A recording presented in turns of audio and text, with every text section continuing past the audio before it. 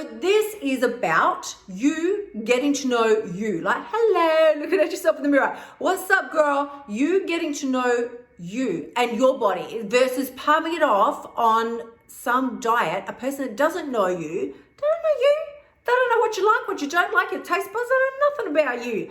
And yet you think, oh, I can just hand this responsibility over to them. That will make it easier. Then I don't need to think about it and I'll just follow what they tell me to say, they tell me to eat and do what they tell me to say. But that is not the solution. Has it ever, and how can I say that to you so brazenly, quite frankly, because has it ever been the fucking solution? Has it ever worked? Hey girl, I'm Kylie Pax. After a lifetime of emotional eating, struggling with my weight and being a serial dieter, I finally found the missing key to weight loss and I lost 20 kilos. Each week, I'll give you my no BS weight loss advice so you can sprinkle it over your life and your dinner plate and lose weight too. Everything I teach you is fluff free. That means you'll learn simple strategies to master not only your weight, but your mindset as well. Girl, you get that in check and those extra kilos will never haunt your booty again. If you're ready to lose the weight for life, let's go. Well, hello, my gorgeous, fabulous creatures, and welcome to episode 51. Oh, 51, bitches. Welcome to episode 51 of the No BS Weight Loss Coach podcast. You are here with Kylie Pax, as always. I always say this, like ready and raring to go. This has got jazz hands. It's fabulous. Here's what we're talking about today. Very, very excited. Today's podcast is how to stop losing weight and only to gain the damn weight right back. If your dieting history is a treehouse of horrors, or it's just all gone down in flames, then this podcast is for you.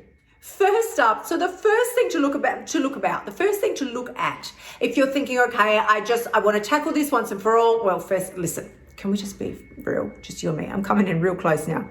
If you're ready to tackle this once and for all, scoot your little ass on over to kyliepax.com/free course and get my 4-part video series on exactly how I lost 20 kilos and kept the damn thing off. I'm giving it away for free. So kyliepax.com/free course. I need you to skip on over there and that is for you. Now, okay. So let's be real. With all past diets that you've tried, I mean, let's be honest, we're friends now, you and me. What did you think was going to happen? What actually happened and what can you learn from that? This is what we need to look at today. So the truth is, you can say that you're afraid to, start again. You can say that you're afraid to do it, but bottom line, of course, you're going to do it. You know you're going to do it, whether it's today, tomorrow, next week, or next year. You're going to do it again because you can't not do it again. You have an inner drive, an inner desire. You've got to express yourself in that way. So in what way? In the way of weight loss? Yeah, you want to live a life that you feel good about, in a body that you feel comfortable in. So you can shelve this dream of being in a body that feels good to you. You can shelve that for a short period of time, but you can't shelve it forever because it will come back because it's a core desire of your heart.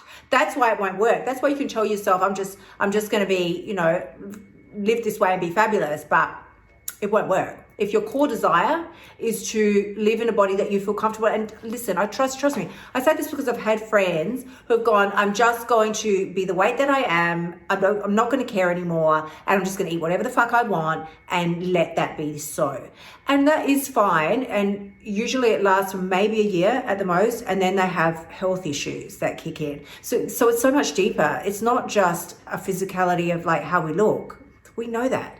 It's so much deeper. It's not just about fitting into a pair of skinny jeans. There's a lot more to be taken into consideration. So I would always rather that you have another go and even struggle at it a little than sit on the sidelines of your life and just feel like shit pretending that that's an okay way for you to live. So if we're going to look at it really, truthfully, of course your past diets have failed. Because none of them teach you what I teach you, which is mindset mastery. It's all about the way you think about things, the way you think about the food, the way you think about yourself, the way you think about what's going to happen if I think about the food and myself. All of it. All of this needs to be taken into consideration. Your general garden variety diet Even, the fabulous fancy ones. You've got your Noom and all sorts of stuff out there now, right? But if we're not dealing with the mindset, then these same issues are just going to come back. They're going to put on a different outfit and prance across the stage of your life in another way. My goal is not just for you to get skinny. I'm saying this in quote, like air quotes, because it's a bit ridiculous, but not just for you to lose the weight, but for you to actually create and then cultivate a life that you really love, where you're actually excited to get out of bed in the morning and it's like, oh, fucking hell, the alarm's gone off. Fuck this shit. Like, no. A life where you actually are excited and pumped. You cannot wait to get your ass out of bed and get the day moving, which is why I always say I want you to create a life that is sexier than a hot fudge sundae, because you get to do it on your terms. Now, your brain is always going to revert to its most comfortable version of you. So if you find yourself wanting to do another diet, it's because that's all your mind knows right now. But of course we know that diets don't work. If diets worked, we would all do one diet. They could all be different diets because, we're different biologically. So maybe everybody does a different diet and then they stay skinny forever. It's fabulous. And we are all feeling like a Disney character because our life is fucking magical. But please show me that scenario. I don't see it at all. Like, I've never seen it. I've never experienced it. And let me tell you something right now. I got real skinny. Now I do use the word skinny, like for real, because I got real skinny. If you don't know my story, I'll tell you this another time. This is a story for another podcast, but I stopped eating for 6 weeks at one point in a desperate attempt to just really be done with this shit forever. I stopped eating. I only ate juices, fresh juices that I squeezed myself for 6 weeks. And of course, no fruit juice. Oh my God, like, what am I, an idiot? No, who eats fruit juice? Ooh, that's ridiculous. It's a devil, right? No, had no fruit juice, only vegetable juices.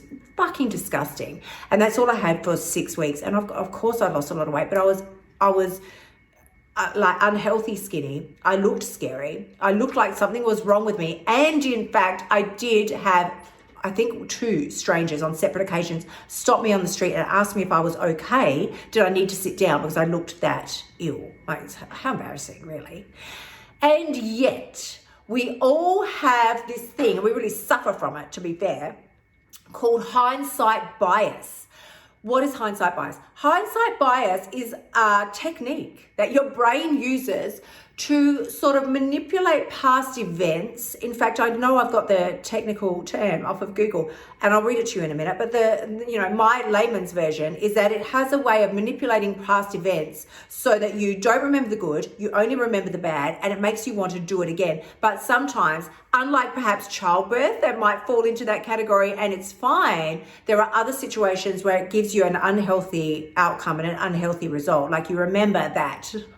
You don't remember that a part of something that you did was really, really bad and it was stupid and it was the worst idea you've ever had. You only remember the good parts about it and you want to go do it again. Classic example would be in a relationship, a bad relationship, when women go back to their abuser because they have these stories in their head that's like, it'll be okay. They purposely choose to forget the bad things and only remember the good things, and they continually go back. So this is a perfect example of hindsight bias, but let me read to you exactly what it is. It's the tendency for people to perceive past events as better than they were. And the reason that this is a problem is because hindsight bias gets in the way by distorting the internal track record we have of past events. This can lead to overly confident future predictions that justify decisions with bad outcomes. More broadly, the bias prevents us from learning from our experience. So again, I say to you, I want you to take your rose-colored glasses off and ask yourself, if you're thinking about doing another diet right now, what do you think is actually going to happen? What happened last time? And can we take a leaf from that damn book? This is the fastest way to figure out who you want to be, how you want to live, and then what we need to do to make that happen. If I'm ever stuck in a position where I feel like I want to make a change, I don't know what I want to, I don't know exactly what to do, but I know I damn well want to get out of this situation, I ask myself, like, take a little Zen moment and ask yourself, who do you want to be? How do you want to live? And what do you need to do to make that happen? What needs to happen in order for you to proceed in that direction? So let's talk about, for instance, the good, better, best method with the weight loss, the way I teach weight loss. You've got good, better, best. Okay, the good, better, best method looks like this. We think on a typical diet, I've got to get my eating perfect. Of course I have to get it perfect. Are you an idiot? Like, if I don't follow this diet perfectly, it's not going to work. But in actual fact, I teach the good, better, best method when it comes to food and your food choices. So for instance, a good food would be any food. Any food that means you're not going to starve. That's a good food. A good food might be Macca's. A good food might be pizza. A good food might be a salad. A good food might be a bowl of ice cream. It's good. You're not going to starve. That's a good choice. A better choice might be, so let's take for instance, I don't know, the pizza, right?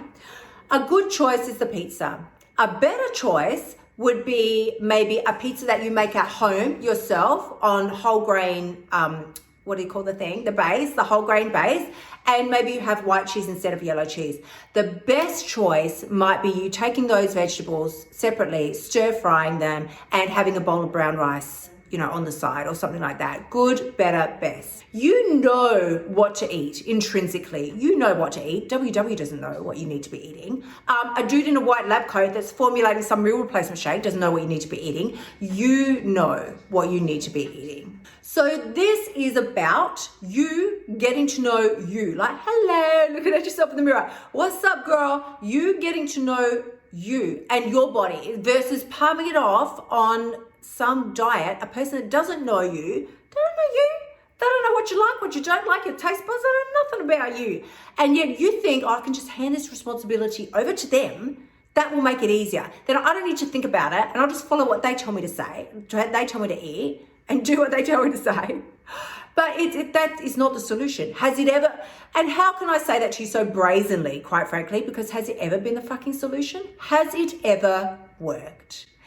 If it did work, if that was legit going to work, when the diet was over, did it teach you how to handle date nights with your significant other? Did it teach you how to handle holidays, late work nights, or work functions, or anything that's going on? Like I say, holidays or whatever. Does it teach you how to handle those things? No, it does not. No, it does not. You can do another diet, but what are you going to do when the diet is over and your real life comes roaring back? This is where I want you to think about eating code number 5. Once again, my darlings, if you have not heard me talk about the eating codes before, please skip on over to kyliepax.com/free course, where I share with you all 5 eating codes, the exact eating codes that I use to shed 20 kilos. So let's look at eating code number 5, act like the person that you want to become. This is the basis for everything that I talk about in my F the Scale weight loss course. This is everything that we talk about. In eating code number 5, you only have to think that ideal version of me, that version of me that has the body that I think, that I want so badly right now. She's got that body. She's crushing it. She's living her life. She's amazing. She's confident. She's sexy. She's savvy. She wears the clothes that I want to be wearing. Like that version of you. What does she eat? What are the food choices she makes? Is she out there hating on herself? You think right now that it's your weight that's making you feel so shitty. No, my darling, I beg to differ. It's the way you're thinking about the damn weight that's making you feel shitty. And that is exactly why my F the Scale course is so entirely different. But with that, because I do want to keep this short and sweet. So I'm going to encourage you once again, if you haven't already, skip on over kyliepax.com/free course. Get the free 4-part video series in which I'm going to break down for you exactly step by step over the 4 videos. I will break down each one of the 5 eating codes plus extra bonus material so that you can kickstart your weight loss. Like I say, not tomorrow, not next week, immediately today within the hour. You can implement these. I'm sending you tremendous amounts of love. As always, if you've found this useful or fun or even mildly entertaining, please go ahead and share with a bestie, because as you step up and give yourself permission to take control of your life, your eating and your relationship with food, you give another woman permission to do the same. I'm sending you tremendous amounts of love. I will see you next week. Until then, my gorgeous ones, bye for now. Thank you so much for tuning in. Remember to shimmy your butt over to kyliepax.com/free course and sign up for my free weight loss training so you can start losing your weight now. You'll also find helpful notes and resources in my past podcasts that will help you lose your weight without the BS diet drama. I'll see you next week.